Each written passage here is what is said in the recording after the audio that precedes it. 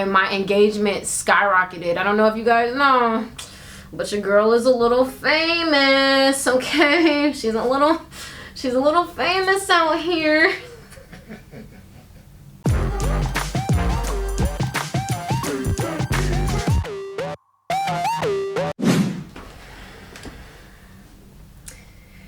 If we were to reflect on my last 2.5 years worth of college content, it would look really promising.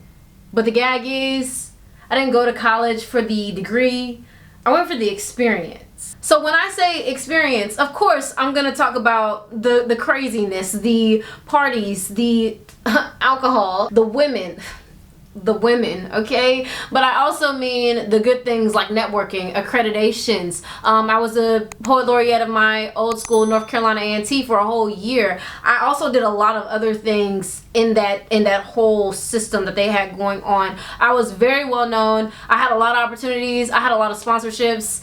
It was a really good time in my life, and the experience, I made the best of it. With that being said, that I went to college for the experience, quarantine happened, and I mean, there was a very big lack of an experience, we can all say. I also transferred to Georgia State University, which doesn't really, I don't think it really matters in this argument, because the same thing happened at my old school. Lockdown, online classes, all this other stuff. And when this was happening, everything that I had been taught to believe, every system, every like item that we hold value over was just like fake. Like it was just like not real. Another thing is, I have never visualized my graduation. And if y'all know, if you know me, if you watch my videos, I'm very big on manifestation. I love it. I talk about it a lot all the time. But my graduation from college is something that I've just never visualized. For one, that just goes to show to myself that I don't care about graduating from college, because I don't hold any value to it. I don't even want to say if my major was different that I would, because at least my major is something that I do love to do, and my major is English with a concentration in creative writing. And I know some people are already laughing, because the joke is that creative writing concentration majors, whatever, don't have much money in that industry in the first place. So it's like, really, tell me what I'm gonna do with this degree. There's a ton of, I'm being funny, there's a ton of career choices, but many times stereotypically creative writing majors, even just English majors in general, sometimes, unless you're trying to become a teacher, people are like, what can you do with that degree? Like, what kind of money is there to be made with that degree? And I'm really tired of it, because I've learned a lot more through my experiences than through what I have been sitting in a lecture classroom for, or typing, or whatever, what's it called, Zoom meetings for a classroom. And so those were really my main concerns. Also, school was really stressing me out. Like, I was not happy where I was. I wasn't happy at A&T for personal reasons, so I left. And then here, I wasn't happy, of course, with the online stuff, all that, the pandemic, it changed up a lot of things. But now I'm starting to realize that the common denominator was just school. Like, I didn't want to be in school. There was no point in me being in school, because I've already made a living for myself in other areas of my life, other interests that I have going on that I make money from in the first place. I've also been the one to question everything. So when quarantine happened and the matrix started to slip, it started to show itself. It literally said, hey, you know, all of these systems that you have been taught to believe in ever since childbirth, guess what? It's fake. So the answer to that question was to just create my own path, rather than to go along with what I am expected to do. Because I don't know about y'all,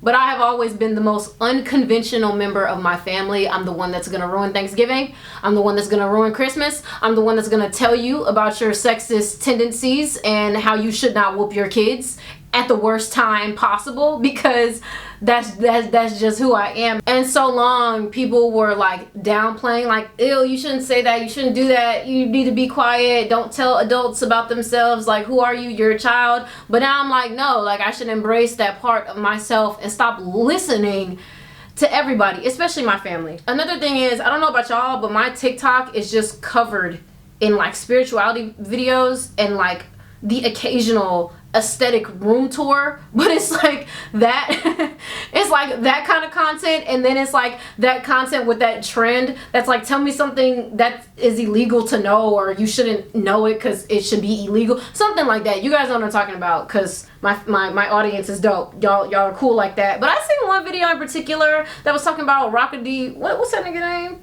John D. Rockefeller, that's his name. Basically, he created or put in a lot of money towards the public education system, and therefore had a lot of control over it, or something like that. If I'm getting it wrong, let me know in the comment section down below. But he had a quote that said, I don't want a nation of thinkers, I want a nation of workers. And when I seen the TikTok, it was kind of just like confirmation of everything that I had already known. I just was like, no, like, I tend to give people the benefit of the doubt, and I'm like, no, they're not gonna do that, because I wouldn't do that, and that's gonna mess up a lot of people's lives. But then there are people who are actually gonna do that. So with the Rockefeller TikTok video, I was just like, you think I'm supposed to sit through 17 years worth of education in which I gotta pay a lot of money for, only to go graduate, work for somebody else, and then get married, and then have kids, and then force them all to do the same? No, I want to be a nudist. I want to do van life and travel the country for like a year and create a podcast documenting my experience. What I want to do is so sporadic and different, and in every single concept. Why would I want to limit myself to one type of experience? And when I was making this decision for myself, I was like, damn, like, I literally am the creator of my own reality. I literally do this by journaling. I've done it before. I've been doing it for months. So with that being said, I know for a fact that I trust in myself enough to know that I have everything that I need to move forward in the way that I want to move forward. I've been told that like I should just stick through college just because I'm almost done with it. But it's like, for one, I've already accumulated so much debt. Why would I want to keep accumulating debt just for a sheet of paper that I'm not gonna use in the future? A college education is becoming less and less necessary, unless you want to be something, of course, we know, a doctor, a lawyer, whatever. It's becoming a lot less necessary. Like, there are people who have like jobs at Google, or what's Elon Musk be talking about, I don't care about your college education, like, show me your experiences. And I'm like, yo, like, for real, like, that's really what we should be worried about. We should be focused on living life, meeting new people, helping others, because then that can, I don't know, make us more marketable to other people. And that's really what I want to focus on, and that I love that I have the courage to step forward and do that for myself. Which is not to downplay anybody who has been contemplating dropping out but they're too scared to, but for my own sake, I gotta give myself credit and admit that I have come a very, very, very long way. So I kind of stopped doing school back in like kind of after October, which was when I got sick. I had COVID. I had COVID, I don't know. I had it. I tested positive. Anyway, when that happened, I realized that it happened for a reason, and I talk about this a little bit in this video right here, but I'm gonna briefly explain it again. I was so stressed out about school in August, September, October. When October hit, I realized that the reason I got sick and basically bedridden was because I had been stressing myself out so hard and working so hard for something that I didn't need to. I wasn't gaining anything from.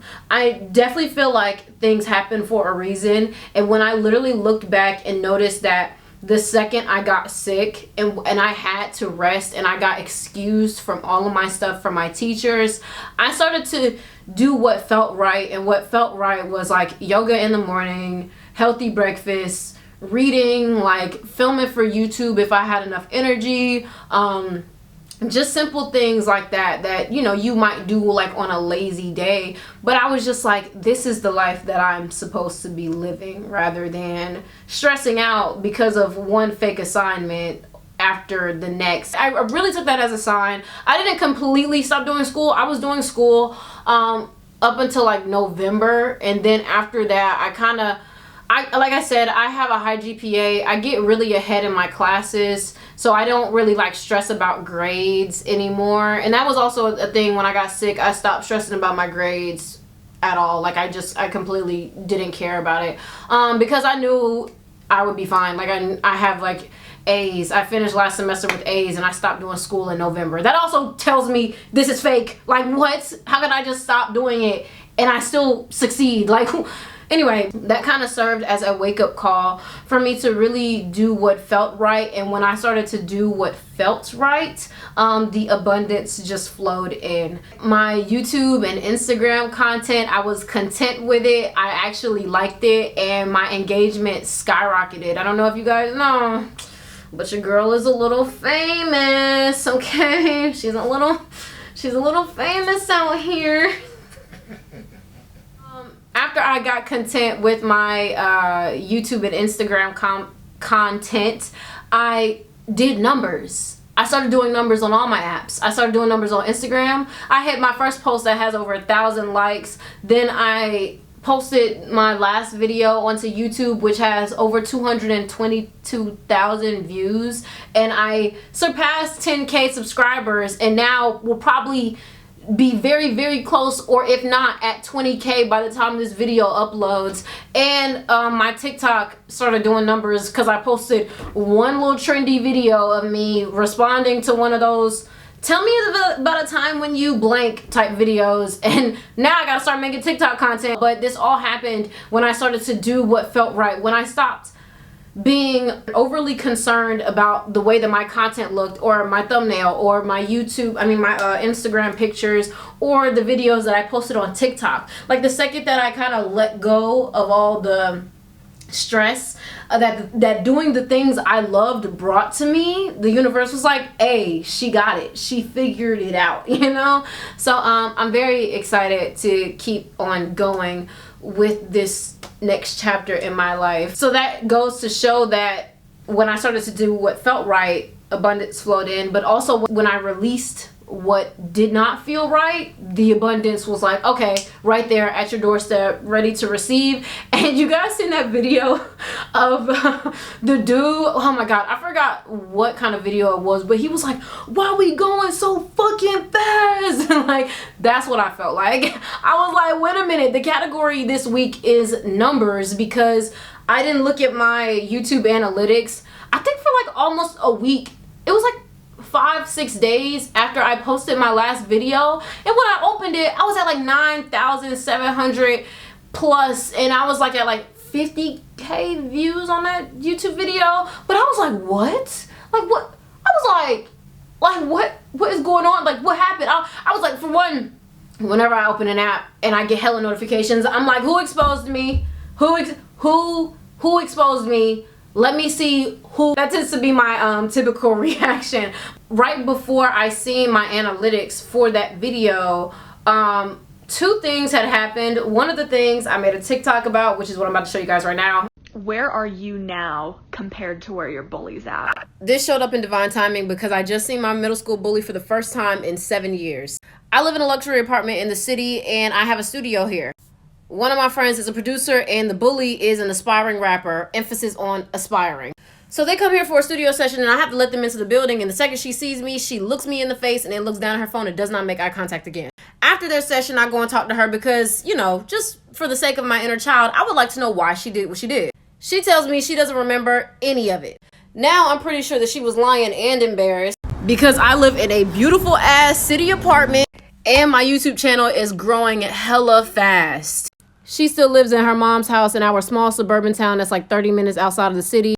And I still remember the day she told me I was never gonna be shit. And would you look at how the tables have turned? Her needing to use my resources for her benefit. Don't bully people. But the second thing that happened was situation with somebody I used to mess with. It was really dirty, really crazy. And when I found out some information about it, at first, I originally wished that the person who told me did not tell me. But then I realized I needed to know that because I had been carrying that weight subconsciously. I didn't even realize that I had been carrying it this entire time. But when I found out what I needed to find out, that same day is when I noticed all my analytics were just like up in the air. Like, it was just a lot going on. So I'm saying that to say that when you do what feels right and you follow your intuition, nothing can deter you from the path that you're supposed to be on. And I'm not gonna lie, sometimes I do feel pressure from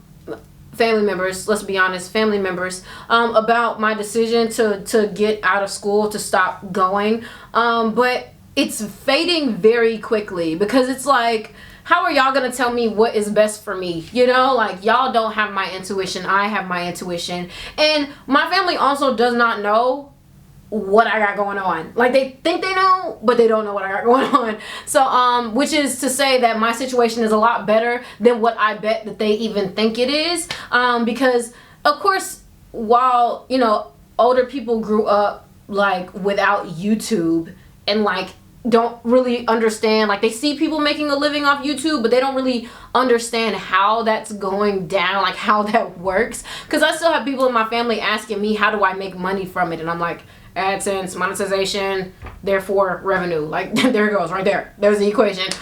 They still don't get it, and I have enough faith and belief in myself that I don't need anybody else's validation. So yeah, the other day, given the fact that the holidays kind of just passed, I was at a family gathering with somebody I haven't seen in a few months. And of course, when your family does not know how to make conversation, they always ask you how's school. And for a second, I literally blanked. And I was like, not blanked like spazzed on them, like went off on them, but blanked like, what is school? What? Oh, she's talking about college. She's talking about Georgia State University. She's talking about education. That's what she's talking about.